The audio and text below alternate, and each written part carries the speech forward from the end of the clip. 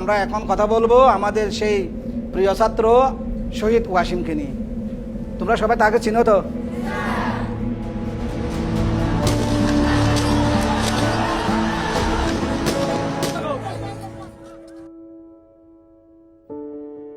আমি হলো ভালো একটা শিক্ষক হব।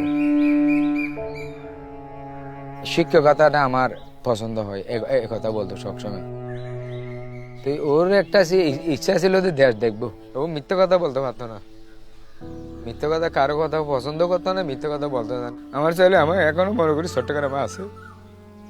ফেসবুকে স্ট্যাটাস দিছিল যে সাধারণ শিক্ষার্থীদের পাশে আমার পানির সংগঠন, আমি এই পরিচয়ে শহীদ হবো, এরকম বলে 16 ঘন্টা পরেই শহীদ হয়ে গেছে।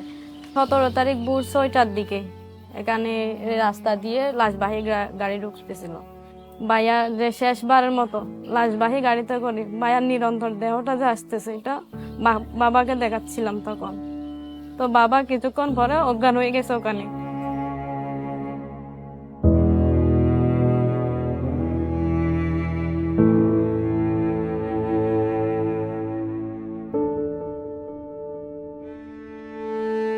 মৃত্যুর স্বাদ সবারই বহন করতে হবে। ছেলেকে কুরবানি দিয়েছি, ছেলে কুরবানি হয়েছে দেশের স্বার্থে। আমার ছেলে এইভাবে যে চলে যাবে আমরা কখনো ভাবতে পারি। মিরাজ তো আমার ছেলে না, আমার বন্ধু ছিল।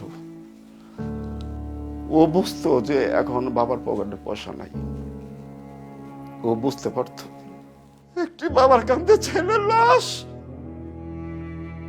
যেই বাবাই বহন করছে সেই জানে। আমার দেখতে দেখতে বৈশা রয়েছি তাজা, কিন্তু আমার ভিতরটা ঘুম যেরকম একটা কাঠের নষ্ট করে প্রতিটা মুহূর্তে আমার ভিতরটা এইভাবে টুকরা টুকরা।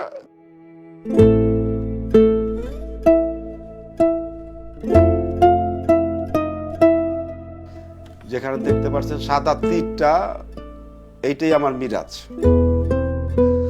আর যদি কোনো বাবার সন্তান না হারিতে হয়,